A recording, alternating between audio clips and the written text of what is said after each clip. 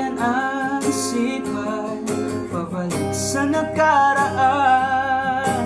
Huwag mo nang balikan, patuloy ka lang masasaktan. Di nagkulang kakaisip sa isang magandang larawan. Paulit-ulit na binabanggit ang pangalang nakasanayan. Tayo ay pinagtakbo, ngunit hindi tinadhana. Sadyang mapalaro itong mundo,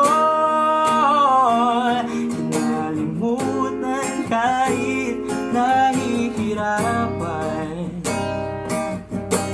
Para sa sariling kapakanan, hinalimutan kahit nahihirapan.